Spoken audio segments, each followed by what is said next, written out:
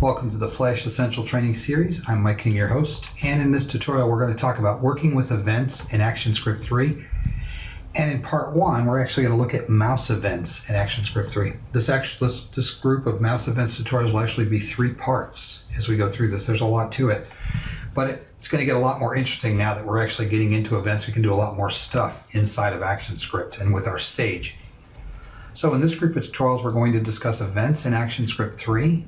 Events allow us to add interaction between the user and the application in Flash. So far, we've looked at some of the basics of understanding the ActionScript 3 programming language. We've looked at variables and functions. But there's been one important ingredient that we've been missing, and that is interaction. Events in ActionScript 3 allow many things to occur in the runtime of our application. Not only do events have the ability to allow user interaction with our application, but they also allow us to be notified when a file loads, when a video plays, a timer expires, and many other features of the ActionScript 3 programming language. The event system in ActionScript 3 is made up of 3 types of objects. The objects are events, event dispatchers, and event listeners. An event is an instance of the event class. It has a wide variety of properties that pertain to the actual event that occurred. There are many classes that extend the event class in Flash. Each of these extensions are tailored for the specific event that they extend. The first group of events that we will discuss, and the one you will probably use most often, will be the mouse events in ActionScript 3. But first, let's talk a little bit about event listeners. Adding an event listener is required in order to track the event that you're wanting to react to. Creating an event listener is relatively straightforward. And in its most basic sense, it's very simple. The first thing we must do when we're setting up an event listener is determine what the listener will be listening for. This tutorial will focus on mouse events.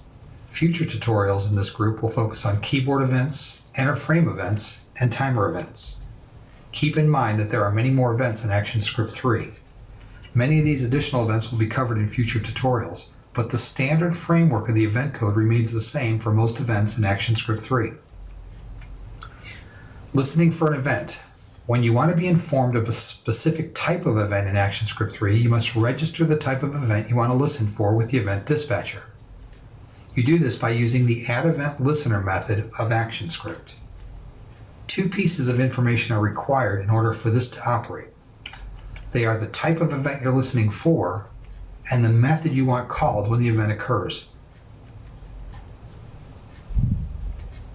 So this is just an example, an object. I've added an event listener to it, then I'm telling it the type, and the type parameter is the name given the event you want to listen for. This is entered into the form of a string, and you'll see this in the demonstrations as we go through the tutorial. And then the second parameter is the reference to the method that you want to call whenever that event occurs, whenever that defined event that we're listening for occurs. The method will be a single parameter which will correspond to the class of the event you're listening for. So here's an example of an addEventListener. First, we identify the item that will be listening for the event. In this case, I'm using the myButton_btn. This does not have to be a button. As you'll see in future tutorials, this could be an enter frame, a timer, or numerous other events that occur in Flash. But in our first group of demonstrations, we're going to use a button. Then we add the addEventListener to the object by using the addEventListener method to the statement. That's a reserved word in Flash, and it triggers a bunch of functions in Flash that actually listen for that particular event. This method is used to assign the event and assign the function to be executed when the event occurs. Inside the parentheses, we pass the parameters for the addEventListener method. We signify that the event to listen for, in other words, what it is, MouseEvent.click in this particular example, and the function to run when that event occurs. As always, we end our statement with a semicolon. So that test function that you see in this particular example is a function that we wrote that's going to occur whenever this event listener hears a click from our mouse. We've already covered functions in the previous tutorials, but there's something unique with the functions that we call for our event listeners. So let's look at that for a moment. This is a standard function syntax that you covered in the function tutorials. But you'll notice inside the parentheses, we pass the parameters to the function. The first parameter, EVT, is a local variable that receives information about the element that triggered the event. Then the colon and the actual event that the function is reacting to. The EVT variable is an arbitrary name. You can use whatever you like. Of course, stay away from reserved words that are reserved for Flash, and we'll get more into that in future tutorials. I tend to use EVT because it just tells me that I'm listening for an event. I use that as an abbreviation for event. But you can use any name that you want as long as it's not a reserved word in Flash. So see, there was a method to my madness in covering the aspects of functions prior to looking at event listeners, because with every event listener, we're going to be using a function. We'll use functions in every event listener that we program throughout the tutorial series. Understanding how they operate and what they can perform is vital to understanding ActionScript. So let's move into our development environment and work through some exercises on mouse events in ActionScript 3. All right, so I'm going to go ahead and drop out of our presentation. Let's get into our development environment. I'm going to go ahead and open up Flash, and I've got my standard branding layer on my Flash panel. The first thing I'm going to do, let's do a save as. And let's go ahead and save this as Flash_1008_1. That'll be our first demonstration for our work files.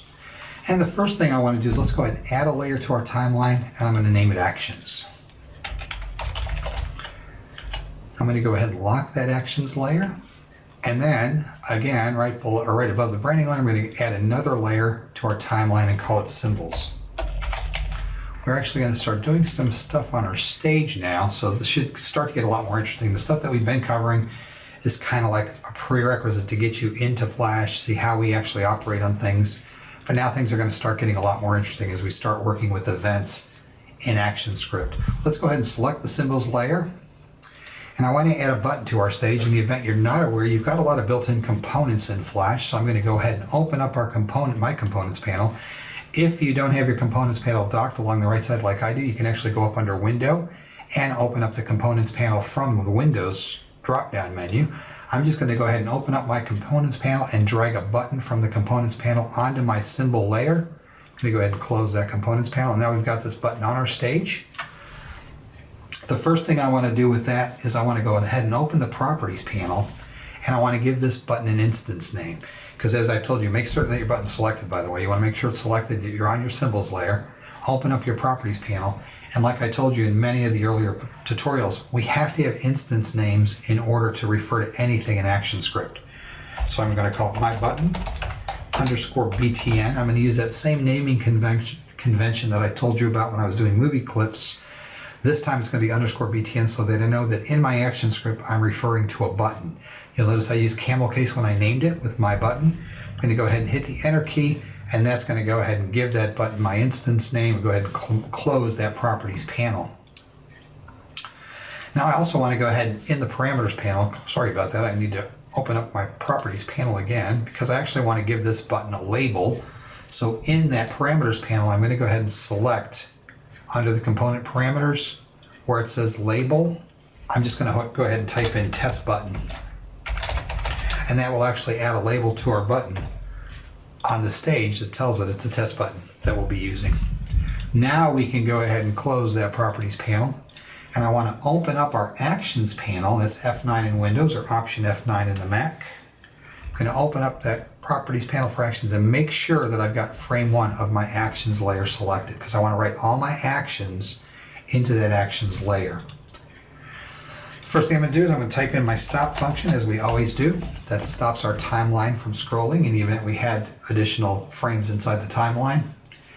And I want to add an event listener to the button. So I'm going to say my button _MC or _BTN. Make sure we type this exactly as we named it inside of our Properties panel. So it's my button _BTN dot add event listener. And I want to listen for a mouse event. Dot click. Click is all capital. And then I'm going to put a comma and the function I want to run when that mouse event listener is clicked. So I'm just going to type in here test function. Close my parentheses and end that with a semicolon. And the test function is not written yet. It's something that you and I are going to write in the next few minutes. But that's how we actually set up an event listener inside of ActionScript. So I've got the item that's actually going to be the interaction device. In this case, it's MyButton_BTN. Then I add my event listener. Then in the parentheses, what we're listening for, in this case, it's a MouseEvent.click. So I'm listening for the .click event. We're going to go through a bunch of these different events inside this group of tutorials. And then what I want to execute when it detects that event. And that's the test function that we're going to write. So right below this, let's write function. Should be very familiar with these by now.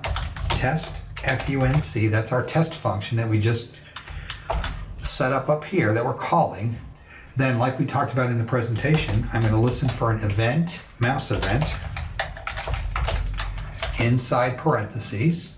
And you'll notice ActionScript 3's imported the events for this mouse event. It added that line to our code. It's actually importing those events. Since I'm not having a return, I'm going to put void, opening and closing curly braces. And in this case, I just want to say trace, and then inside quotation marks, you clicked the button. Close my quotation marks, close my parentheses, and end that with a semicolon. Let's go ahead and save those changes that we've just made. And the one thing you'll notice about this now, you notice when we were going through the function tutorials, we actually had to call those functions to actually get them to execute. Well, because this function's actually listening for an event, I don't have to call it, because the mouse, when I click on that button, it's actually going to call that function right there. It actually calls the function for me. So anything I have inside that function will execute when I actually click on that button. So we went ahead, let's make sure we saved our work. I'm going to go ahead and test this movie, Control Enter in Windows and Command Return in the Mac.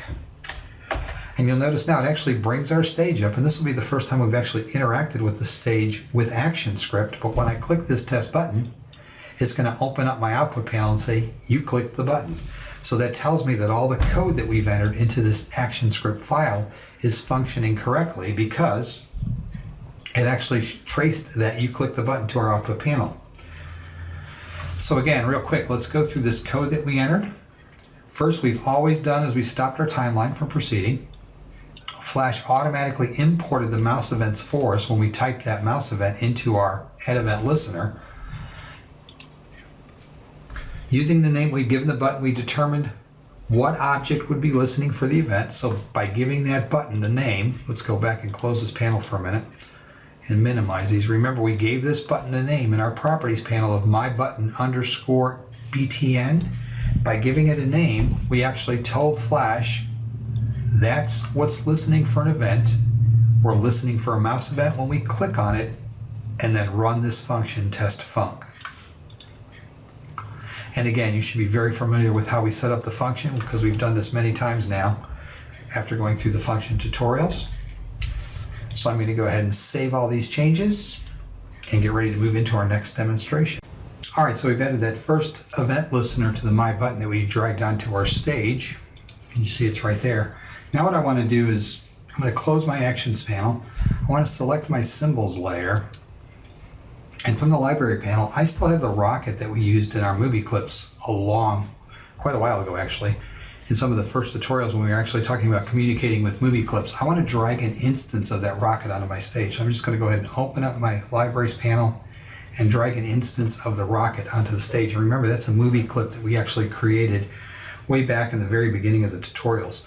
You can use whatever movie clip you have in your stage if you don't have access to the exercise files, to the work files. I'm just going to go ahead and use that same rocket movie clip.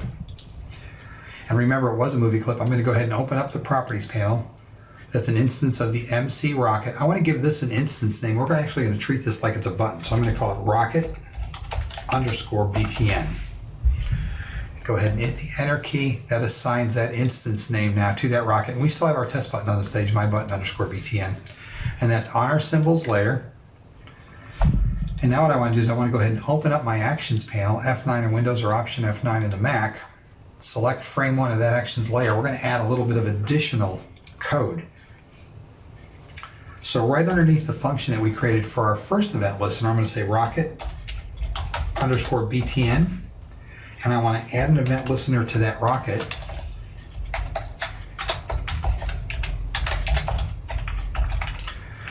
And that event listener, like the previous one, is going to be listening for a mouse event.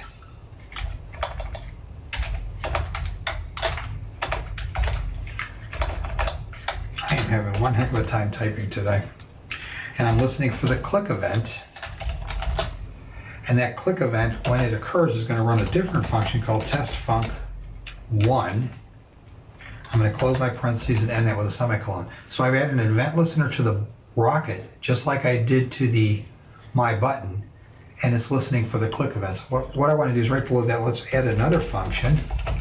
And this is going to be my testfunc1, completely different function than the previous one. Inside my parentheses, again, I'm going to be listening for an EVT. Put my colon, and it's listening for a mouse event.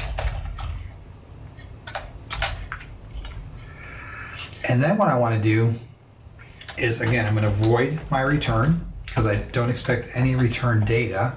Open and close my curly braces, and in there I'm going to say, I'm going to put in a trace statement with my parentheses, my quotation marks. You click the rocket acting as a button.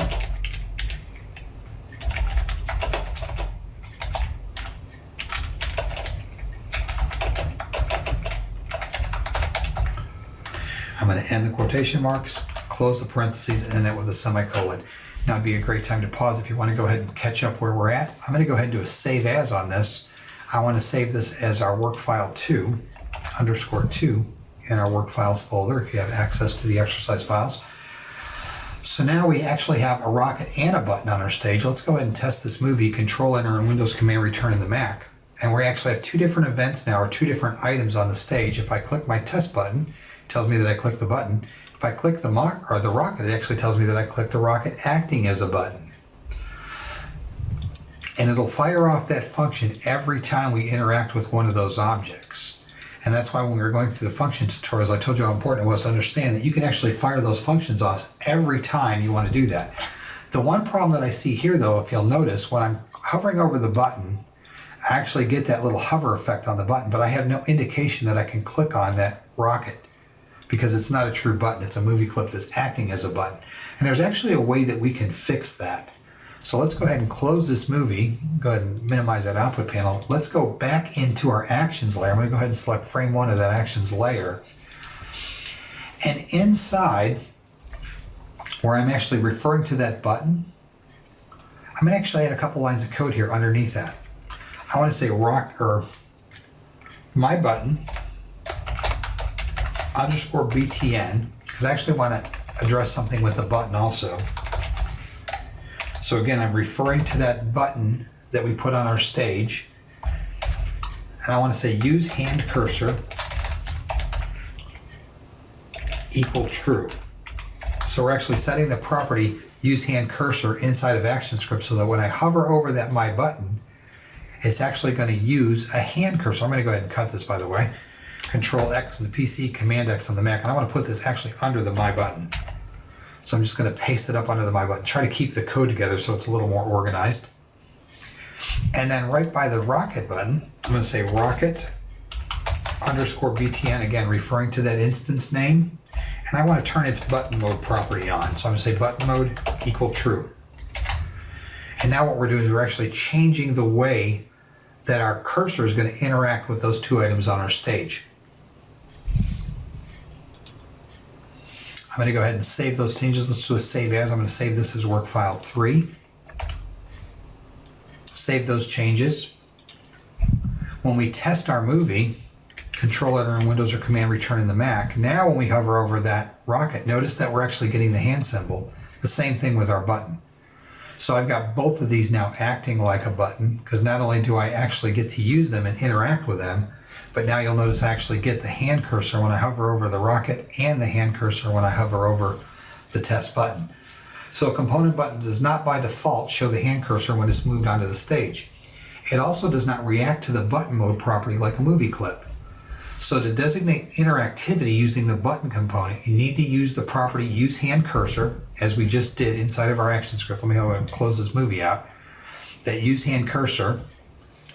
And then the movie clip, on the other hand, in this case, the rocket _btn is just the opposite. It will react to the button mode property, but will not respond to the use hand cursor property.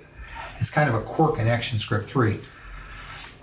So what you want to do is when you're using a movie clip as a button, you want to turn button mode on.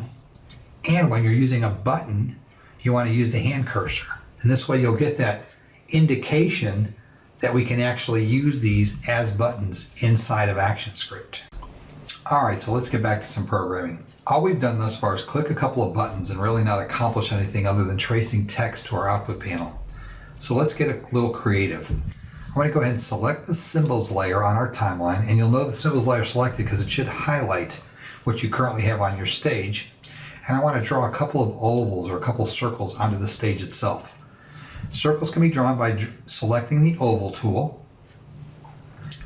And when you're holding down the shift key, it'll actually give you a perfect circle. So I'm going to go ahead and select that oval tool.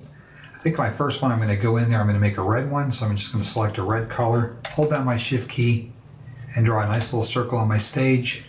Then I'm going to do the same thing with the oval tool. This time I'm just going to draw a green one. So I'm just going to grab this green color, hold down the shift key, and draw another circle on my stage. So now I've got two circles on the stage that we've created. I'm going to go ahead and grab my selection tool. Remember, it's shortcut V if you want to use the shortcut. Let's go ahead and select that red circle, and I want to convert this to a movie clip.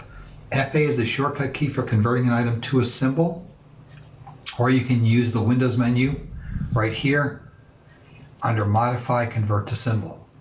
Either one. I'm going to use the FA key, so I'm just going to go ahead and press my F8 key.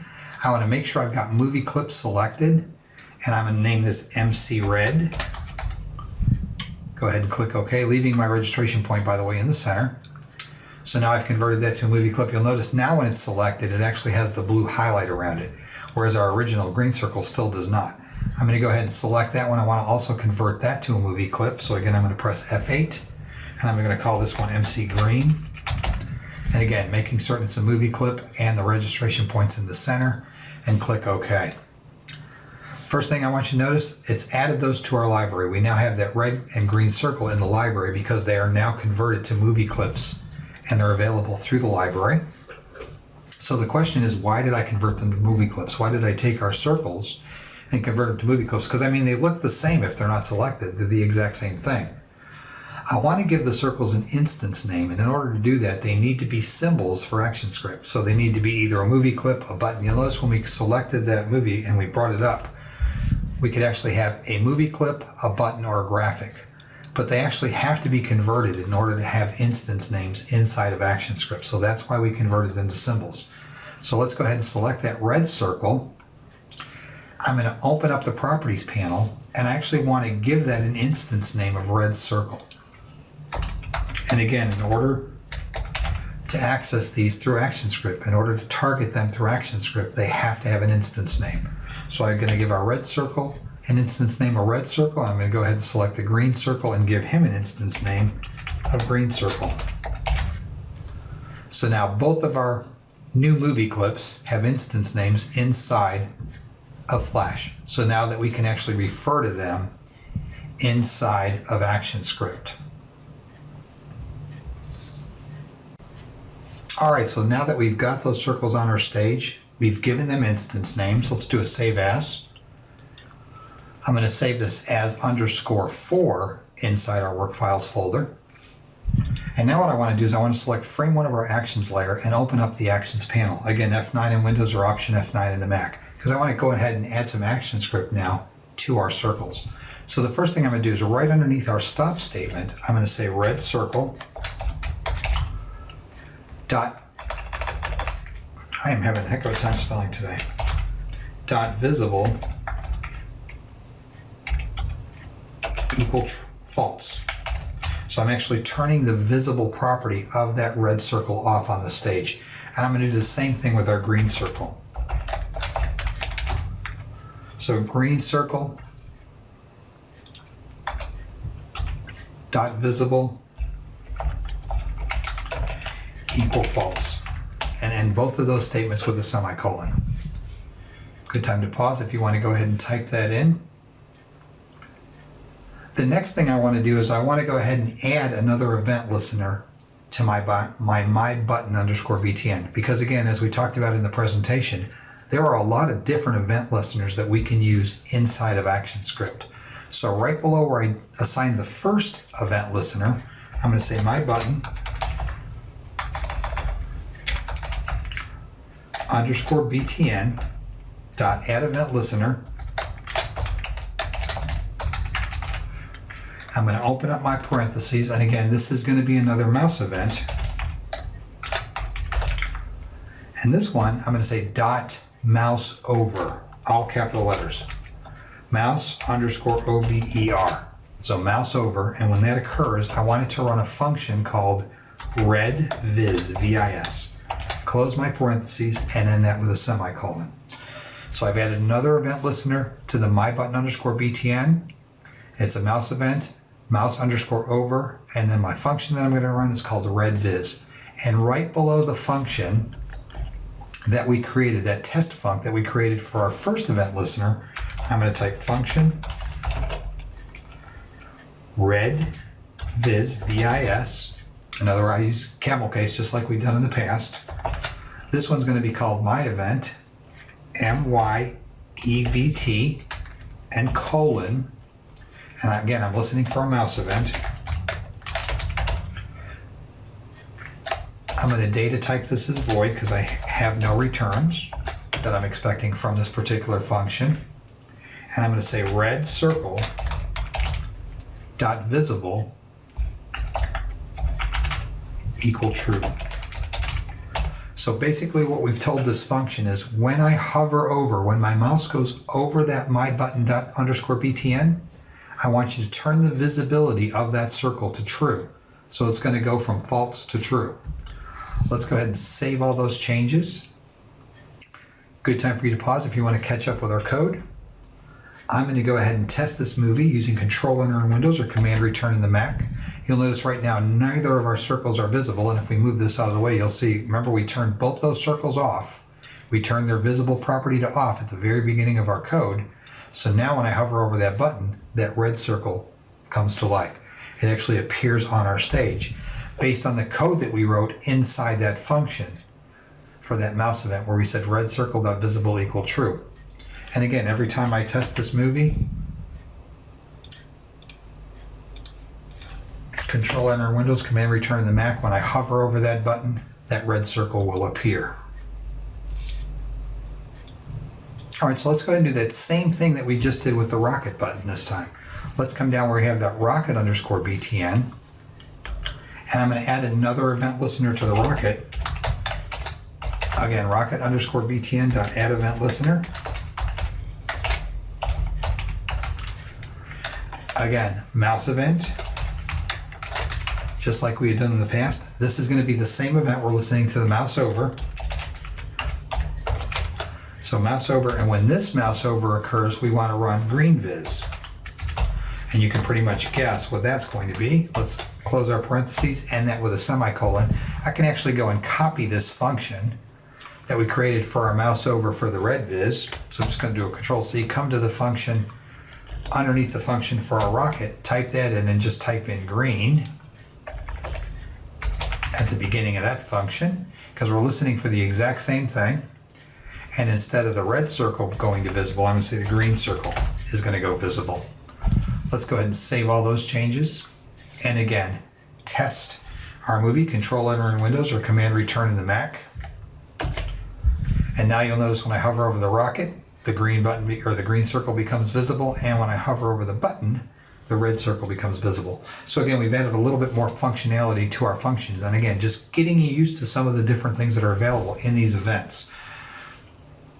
So one thing I want to point out, we've got a couple now event listeners listening to the same object. I've got 2 event listeners listening to the rocket, and I have 2 event listeners listening to the button. I'll also point out that I changed the name of the local variable in the second set of functions to reiterate the point I made in the slides that local variable names can be anything that you want them to be. And what I'm talking about is this my event. You'll notice on the first set we listened to EVT. On the second one I changed that to my event. It makes no difference what you call these. I tend to call them EVT just so that it reminds me as I'm going through the code that it's actually an event I'm listening for, but you can name them anything you want. Notice that the circles that we put on the stage, they're not visible when we actually test this movie. And again, they're not visible because we turn their visible property to false. So when I test the movie originally, before I do anything with hovering over buttons or clicking anything, They're not visible, again, because we turned that visible property to false. But I do have a problem with this, because when I roll off the buttons, the visibility is still there. If you notice when we test this movie, once I bring that circle up, they stay up. And that's actually a problem, because when I go off the button, I'd actually like that visibility to disappear. So let's work on that in the next exercise. So as I just discussed, when I roll off those buttons, I'd actually like that circle to go back to its visible property being set back to false. And there's a pretty easy way that we can do that. I'm going to come up here. Actually, let's do a save as, so you have a copy of this if you have copies or access to the exercise files. I'm going to save this _5 in the work files. And I want to add another event listener to my button. So I'm just going to go ahead and copy the event listener we had for that mouse over. And right below it, I'm going to paste this in. So I'm adding another event listener, but this time it's not going to be mouse over. It's going to be mouse out, O-U-T, and again, all capitalized. And this time I want to run a red invis function. So I'm going to write another function for this particular mouse out event that occurs. So I'm going to come right below the functions that we just created. And actually what I'm going to do is I'm going to go ahead and copy this red viz function. And right below that, I'm going to paste that in place, and it's going to be red invis. So I'm just going to add an IN. Same thing, I'm listening for my event, mouse event, void. This time I'm just going to turn that visible property to false. I'm going to go ahead and save those changes. Good time for you to pause if you want to go ahead and catch up where we're at. I'm going to do the same thing for my rocket. I'm going to go ahead and copy this mouse over event. So I'm going to Control C on the PC, Command C on the Mac to copy that, and I'm just going to paste it right below. Control V on the PC, Command V on the Mac, and again, this is going to be called my mouse out. And I'm going to do a green invis, and again, you can name the functions anything you want. It's just green invis made sense to me. I'm going to go ahead and copy that green viz function and come down right below that and paste in this new one, and it's going to be called invis, and I'm just going to turn that visible property to false.